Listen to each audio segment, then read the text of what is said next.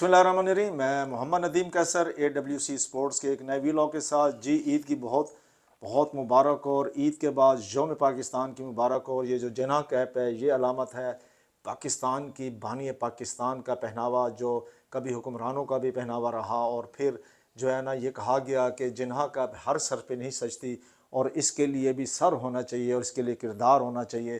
جی آج ہم نے یوم پاکستان کے موقع پر جس شخصیت کا بھی انتخاب کیا ہے وہ ہے کھیلوں کی ایک بڑی اہم ترین شخصیت.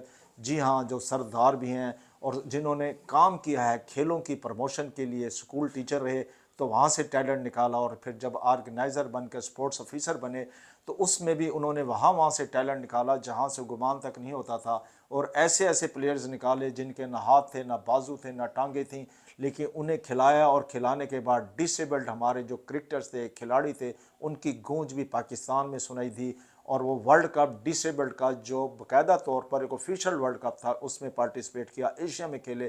لیکن اس کے علاوہ ان کا جمیل کامران صاحب کا جو نام ہے، انہوں نے کرکٹ کو تو آرگنائز کیا ہی سو کیا، لیکن بیس بال کی بھی بنیاد بنے، بیس بال کی بھی بیس رکھی، اور بیس بال کی بک کو ایسے پروموٹ کیا کہ جو کبھی ٹیلنٹ کبھی کرکٹ کا ہوتا تھا، لیکن پھر اتنا ٹیلنٹ تلاش ہوا. پورے پاکستان بھر میں ان کی خدمات ہیں کہ ٹیلنٹ ایسے تلاش کیا گیا کہ اس میں بھی اتنا مقابلہ آ گیا جیسے کوئی کرکٹ کا مقابلہ ہو.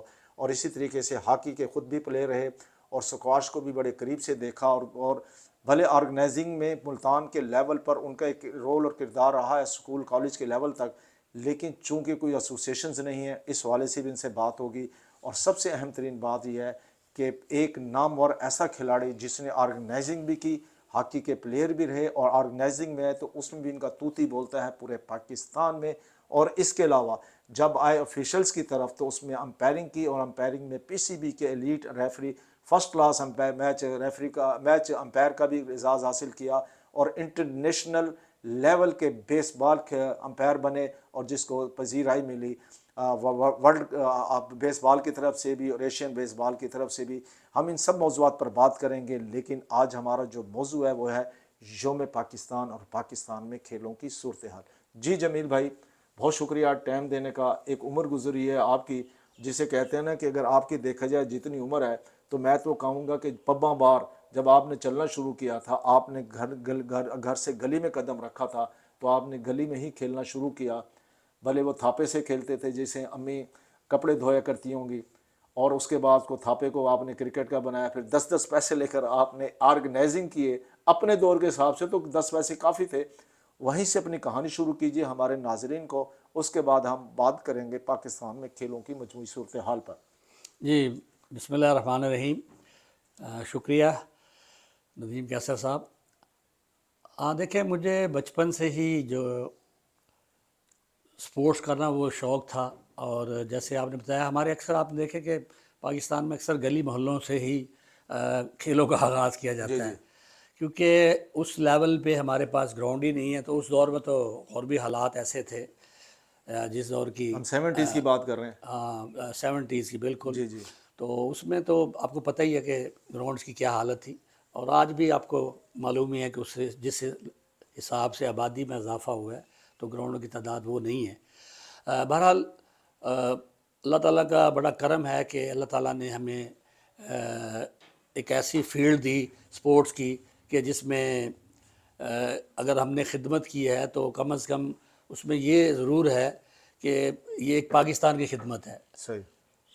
تو میں جب شروع سے آپ کو بتاتا چلوں کہ فٹ بال بھی میں نے کھیلی ہے، اور فٹ بال کا ہمارا کلب بھی تھا، اور اسکول لیول پہ فٹ بال بھی کھیلتے تھے، ہاکی میں اور میرے ہاکی بھی کھیلتے عثماویہ تھے. اقبال جو انٹرنیشنل کرکٹر رہی ہیں ان کے والد بھی جی کھیلا جی، کرتے ہاکی کے جو بالکل اقبال اقبال صاحب جو تھے نا جی، وہ ونر ہاکی کلب میں کھیلتے تھے. صحیح. اور ہماری کلب کا نام تھا کامران ہاکی کلب اس دور میں. صحیح. تو ہم ٹورنامنٹس بھی کراتے تھے وہاں نا چوک شدہ اسکول میں ہی.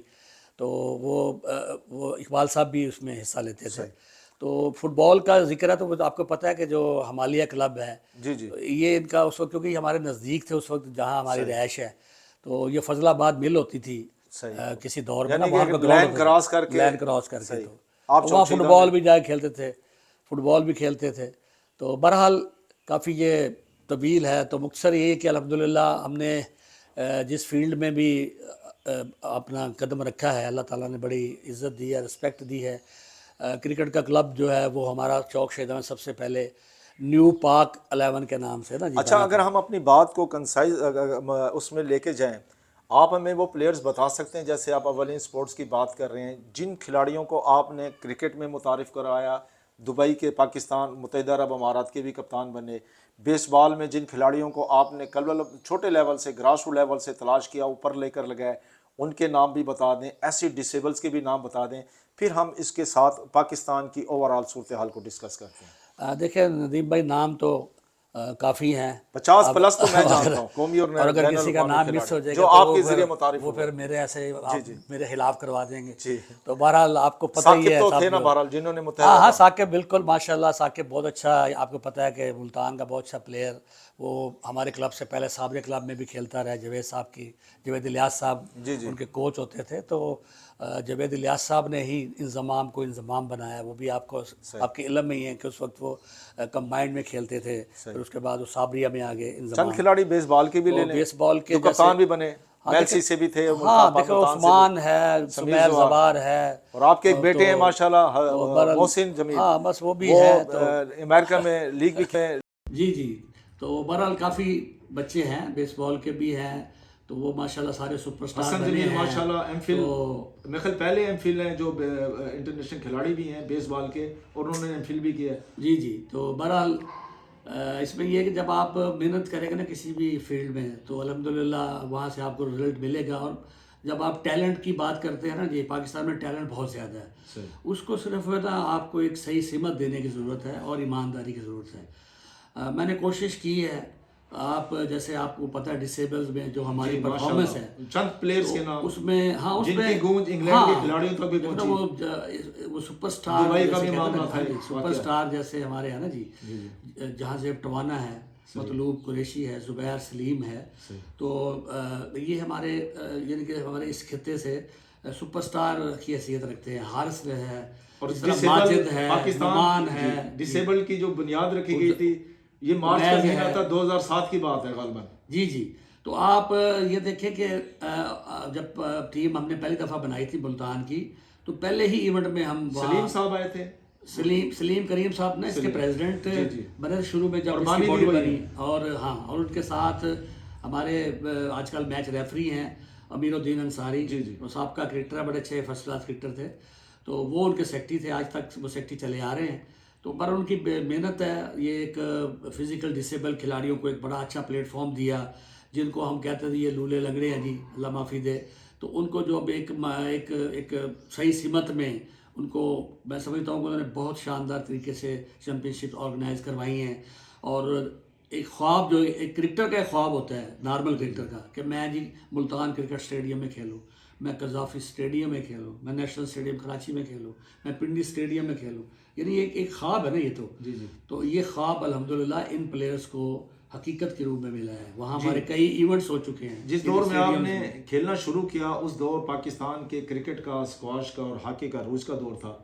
آج وہ صورتحال نہیں ہے۔ بہرحال ایک اچھی خوشخبری یہ ہے کہ اس دفعہ پاکستان ورلڈ کپ کے لیے کوالیفائی کر رہی ہے، اس حوالے سے اپنا ایک جائزہ پیش کریں۔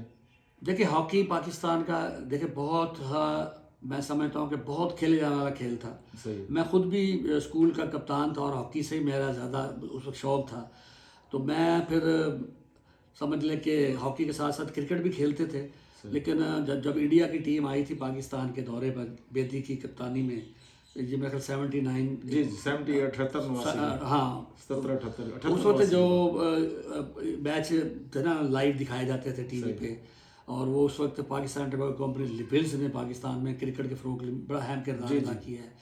تو اس سے پہلے تو آپ دیکھیں کہ بہت کم لوگ کرکٹ کھیلتے تھے، وہ کہتے تھے یہ امیروں کا کھیل ہے، تو پھر یہ بھی غریبوں کا کھیل بن گیا۔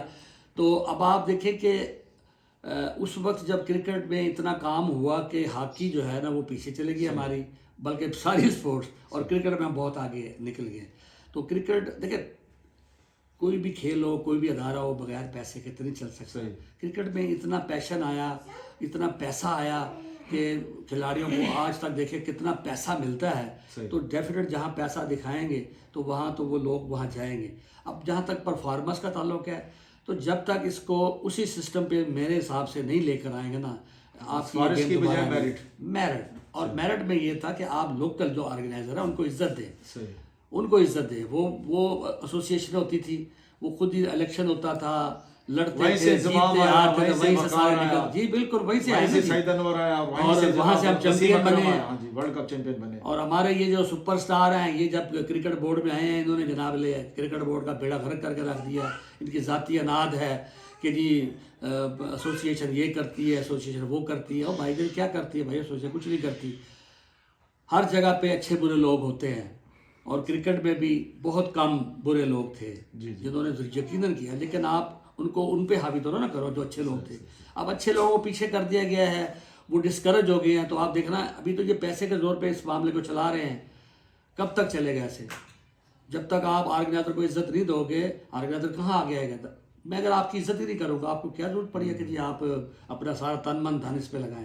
مجھے بتائیں جو اس میں آرگنائزر ہے نا جی, آپ کو بھی پتہ ہے, چاہے آپ ملتان کے لگا لیں جہاں مرضی, وہ ہمارا چھوٹا طبقے سے ان کو شوق ہے بندوں کو, وہ اپنی جیب سے پیسہ لگاتے ہیں. بہت کم لوگ ہیں جو امیر ہیں کہ وہ اس طرح سے پیسے لگا کے, وہ تو ان کا اپنی کوئی لالچ ہوتی ہے, ان کے کو اپنے بچے کھیل رہے ہوتے ہیں تو وہ پیسہ وہاں انویسٹ کرتے ہیں. ورنہ عام طور پر ہمارے جو درمیانے طبقے کے لوگ ہیں وہی ان کو شوق ہے, اور وہ اس پہ پیسہ شروع میں لگا کے کلب میں چلا رہے ہوتے ہیں. آپ کو سارا ملتان کا پتہ ہی ہے کیسے ہے. اب کرسٹن میں سے اگر آپ جاوید پروفیسر صاحب کو مائنس کر دیں, کیا آپ اس کو چلا سکیں گے؟ مجھے بتائیں. اس طرح ہر کلب میں کوئی نہ کوئی فاضل ہے, کوئی نہ کوئی ہے. ہاں اختر زواری ہے. چلو اختر زواری تو چلو یہ ایک اکیڈمی سے شروع کیا نا, جب ایک پیسے کا وہ تھا کہ پیسے سے, یہ تو وہ لوگ ہیں جو اپنی تنخواہیں لگا رہے ہوتے تھے, جیبوں سے لگاتے تھے. تو آج کل یہ اکیڈمی والے تو پیسہ کما رہے ہیں نا جی, کمانا چاہیے, اس میں کوئی بری بات نہیں ہے. لیکن دیکھیں آپ ان کلبوں کو, گورنمنٹ کے اسکولوں کو تباہ نہ کریں جنہوں نے پاکستان کے نامور سائنسدان پیدا کیے ہیں. اب آپ دیکھ لیں آج کل جو پرائیویٹ ادارے ہیں تو وہ کیا وہ اپنا بڑی خدمت کر رہے ہیں.